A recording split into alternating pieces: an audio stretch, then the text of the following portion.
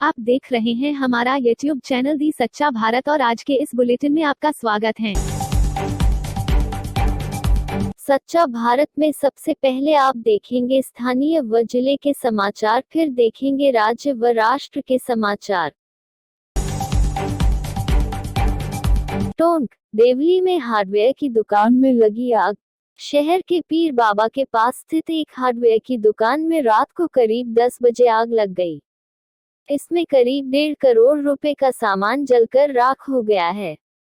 आग को बुझाने के लिए सुबह 6 बजे तक 4 दमकल वाहन प्रयास करते रहे, तब जाकर लैपटॉप पर काबू पाया गया।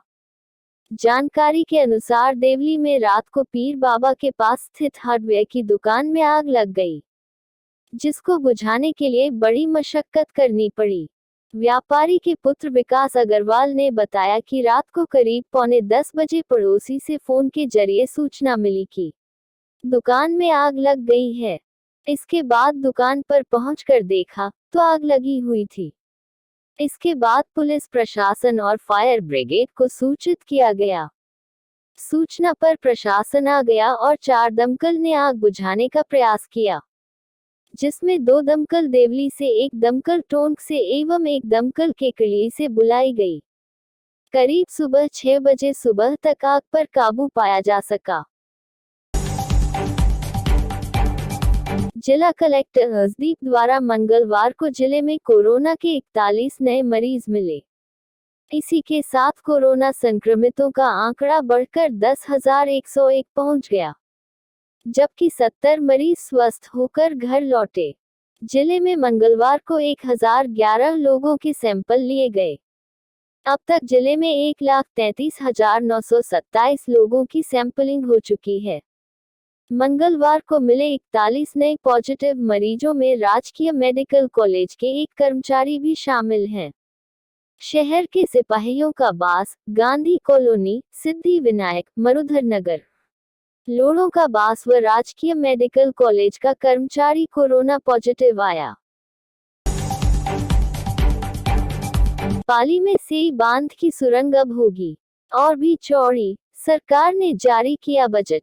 जिले के सबसे बड़े पेयजल स्रोत जवई बांध के सहायक सेई बांध की सुरंग को और चौड़ा करने के लिए सरकार की ओर से बजट की स्वीकृति मिल गई है।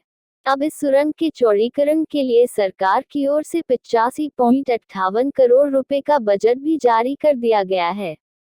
बजट जारी होने के बाद अब विभाग की ओर से इस चैनल को चौड़ा करने का कार्य जल्द ही शुरू हो जाएगा।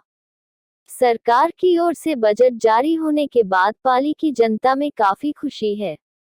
जवई बांध पाली जिले का सबसे बड़ा पेयजल स्रोत है और इस बांध को भरने के लिए सेई बांध का पानी सबसे महत्वपूर्ण माना जाता है।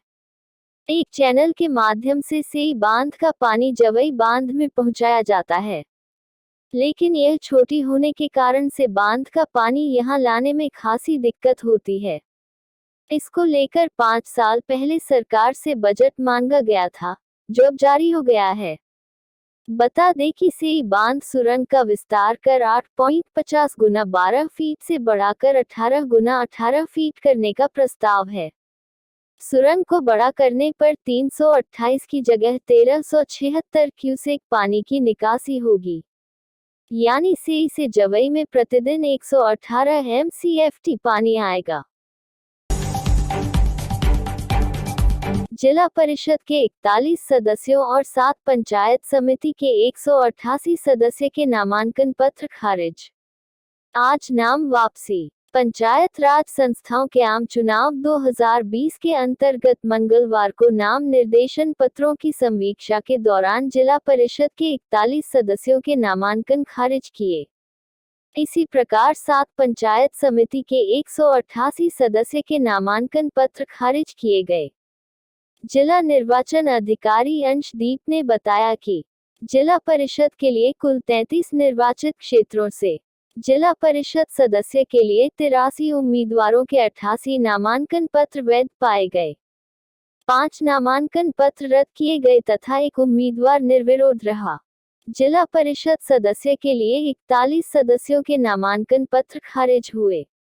उन्होंने बताया कि 7 पंचायत समितियों के 188 नामांकन खारिज हुए। जिले में अब तक 404 उम्मीदवारों के 420 नामांकन पत्र सही पाए गए तथा 188 नामांकन पत्र खारिज हुए एवं कुल 16 नामांकन पत्र रद्द किए गए। पंचायती राज चुनाव जोनल मजिस्ट्रेट का प्रशिक्षण शिविर हुआ आरंभ। जिला निर्वाचन अधिकारी की अध्यक्षता में हो रहा प्रशिक्षण शिविर पंचायती राज चुनाव जिला परिषद पंचायत समितियों के चुनाव के मद्देनजर जिला मुख्यालय नगर परिषद टाउन हॉल परिसर पर आज जोनल मजिस्ट्रेट प्रशिक्षण शिविर का आयोजन जिला निर्वाचन अधिकारी अंशदीप की अध्यक्षता में आरंभ हुआ। प्रशिक्षण शिविर में सरकारी गाइडलाइन के अनुसार शांतिपूर्वक तरीके से चुनाव को संपन्न करवाना, व्यवस्था के प्रति सतर्क, ईवीएम मशीनों की संपूर्ण जानकारी दी गई। जिला निर्वाचन अधिकारी ने कोविड-19 नियमों के अनुसार सरकारी गाइडलाइन में रहकर शांतिपूर्ण तरीके से चुनाव को संपन्न करवाने का आह्वान जोनल मजिस्ट्रेट को किया गया। इस मौके पर जिले भर से सभी उपखंड से जोनल मजिस्ट्रेट, उपखंड निर्वाचन अधिकारी, अतिरिक्त जिला कलेक्टर पाली एसडीएम सहित आला अधिकारी मौजूद रहे। नागौर हाईवे पर चलते ट्रेलर में लगी आग, चालक खलासी को सुरक्षित बाहर निकाला गया। जिले के डीडवाना बड़ी खाटू हाईवे पर कसारी गांव के पास बुधवार को एक चलते ट्रेलर में आग लग गई। बताया जा रहा है कि केबिन में शॉर्ट सर्किट के चलते आग लगी और देखते ही देखते ट्रेलर लपटों से घिर गया। इस दौरान वहां से गुजर रहे बड़ी खाटू थानाधिकारी राजकुमार बिरला ने डीडवाना और जायल की फायर ब्रिगेड को सूचना दी। सूचना के बाद दोनों जगह डीडवाना और जायल से पहुंची फायर ब्रिगेड की गाड़ियों ने काफी मशक्कत के बाद आग पर काबू पाया। इससे पहले ट्रेलर की केबिन में मौजूद चालक और खलासी को सुरक्षित बाहर निकाल लिया गया था, जिससे बड़ा हादसा टल गया। कोटा में गृह सचिव ने घायल कांग्रेसी कार्यकर्ताओं से लिए बयान, पुलिस लाठीचार्ज में हुए थे जख्मी। कोटा नगर निगम के चुनाव के दौरान कांग्रेस कार्यकर्ताओं पर पुलिस द्वारा किए गए लाठीचार्ज की जांच करने गृह सचिव एलिन मीना मंगलवार देर रात कोटा पहुंचे हैं। वह सीधे एमबीएस अस्पताल पहुंचे और घायल कार्यकर्ताओं के बयान लिए। इसकी पूरी रिपोर्ट बनाकर राज्य सरकार और सीएमओ को भेजेंगे। जानकारी के अनुसार नगर निगम कोटा दक्षिण के महापौर चुनने के लिए मंगलवार को जैसे ही भाजपा की बाड़ेबंदी से पार्षदों को बस सीएडी सकल पहुंची, तो कांग्रेस कार्यकर्ताओं और भाजपा कार्यकर्ताओं ने नारेबाजी करना शुरू किया। हंगामे की मुख्य वजह बस में बैठे पार्षद लेखराज योगी थे। कांग्रेसी समर्थकों ने शोर मचा दिया कि योगी को भाजपा ने जबरन किडनैप कर रखा है और उनको पहले परिजनों से मिलने दिया जाए। हंगामा देख पुलिस पार्षदों में भरी बस को बैरिकेडिंग पर रोकने के बजाय निगम के मुख्य गेट तक ले गई। जैसे ही बस बैरिकेड पार करना शुरू किया तो कांग्रेसी भड़क गए। इस बात को लेकर हंगामा और नारेबाजी की गई। देखते ही देखते कांग्रेसी समर्थक और अन्य बैरिकेड पार कर अंदर जाने लगे और स्थिति बेकाबू हो गई। सच्चा भारत में नियमित देखिए मध्याह्न में लंच ब्रेक न्यूज एवं रात्रि में डिनर ब्रेक न्यूज। कोटा में उप महापौर के लिए होगी वोटिंग, कांग्रेस और भाजपा ने उतारे प्रत्याशी। कोटा नगर निगम चुनाव में उप महापौर पद के लिए भी कोटा में वोटिंग होगी। भाजपा और कांग्रेस दोनों ने ही अपने प्रत्याशियों को उतारा है। कोटा उत्तर से कांग्रेस ने जहां पर फरीदुद्दीन उर्फ सोनू कुरैशी को मैदान में उतारा है, वहीं कोटा दक्षिण से पवन कुमार मीना को प्रत्याशी बनाया है। भाजपा ने भी कोटा दक्षिण से योगेंद्र खींची, जो कि पूर्व में उप महापौर रह चुके हैं, उन्हें प्रत्याशी बना दिया है। साथ ही उत्तर में भी ज्ञानेंद्र सिंह को चुनावी मैदान में उतार दिया है। दोनों तरफ से नामांकन होने के बाद अब मतदान होगा। ऐसे में 2:30 बजे मतदान शुरू होगा, जो कि 5 बजे तक चलेगा। उसके बाद ही उप महापौर कौन बनता है, इसका फैसला होगा। जनता पार्टी के नेताओं ने कोटा दक्षिण में अपना उपमहापौर बनाने का दावा किया है। साथ ही उन्होंने कहा कि महापौर के चुनाव में उनके साथ विश्वासघात हुआ है। पिछले साल की तुलना में दिवाली पर 50% फ्लाइट भी नहीं हो पा रही संचालित, विंटर शेड्यूल की उड़ानें भी बंद। जयपुर, कोरोना महामारी का संकट प्रदेश की हवाई सेवा पर भी पड़ा है। ऐसे में एयरपोर्ट से यात्रा करने वाले यात्रियों को काफी परेशानी का सामना करना पड़ रहा है, क्योंकि कोविड-19 ने हवाई सेवाओं का संचालन बिगाड़ दिया है। 25 मई से फ्लाइट संचालन दोबारा शुरू हुआ, लेकिन फ्लाइट और यात्रियों की संख्या पहले की तरह नहीं है। मौजूदा हालात यह है कि पिछले साल के मुकाबले 50% फ्लाइट भी संचालित नहीं हो रही है। जयपुर एयरपोर्ट से एयरलाइंस को विंटर शेड्यूल में फ्लाइट की संख्या में बढ़ोतरी करनी थी। उसमें 6 नई फ्लाइट शुरू करने का शेड्यूल भी दिया था, लेकिन इनमें से मात्र 1 फ्लाइट शुरू हो सकी। इसके अलावा 5 अन्य अब तक शुरू नहीं हुई है। ऐसे में दूसरी एयरलाइंस भी फ्लाइट शुरू नहीं कर पा रही है।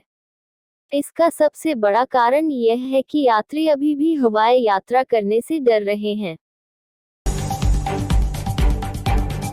आरक्षण की आग, करौली हिंडौन हाईवे पर गुर्जरों ने पेड़ों की टहनियां डालकर लगाया जाम।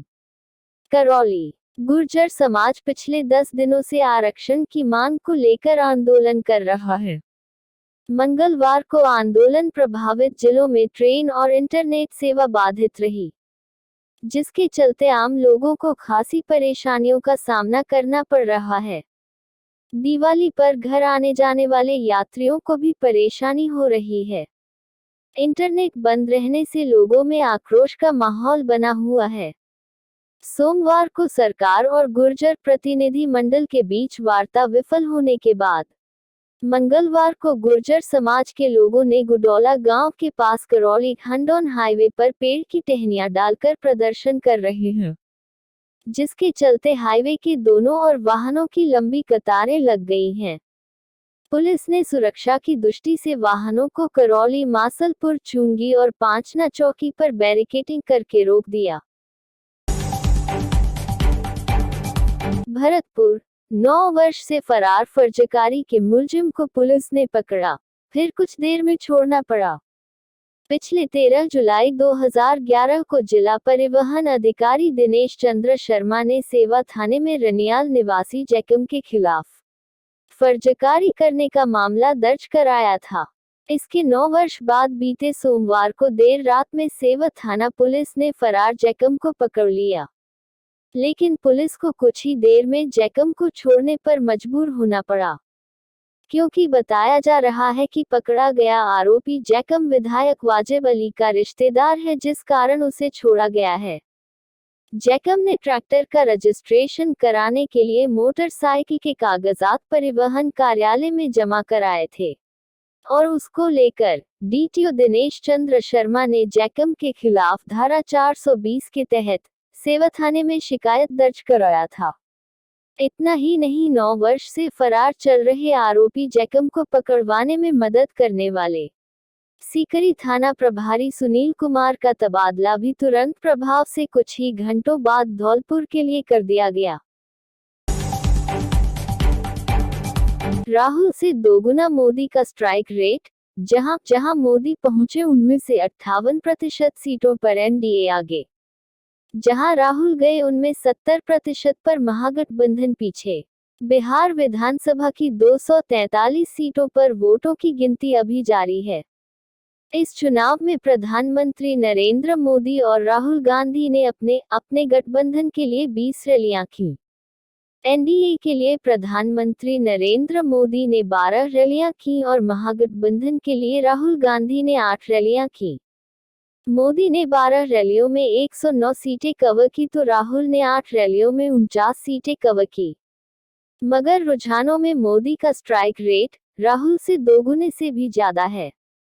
आंकड़ों की बात करें तो मोदी ने जिन 109 सीटों को कवर किया था, उनमें से 63 सीटों पर एनडीए आगे है, जबकि राहुल ने जिन 49 सीटें को कवर किया था, उनमें से केवल 14 सीटों पर ही महागठबंधन को बढ़त मिलती दिख रही है। और ऐसे ही नए अपडेट पाने के लिए द सच्चा भारत चैनल को सब्सक्राइब कीजिए। धन्यवाद।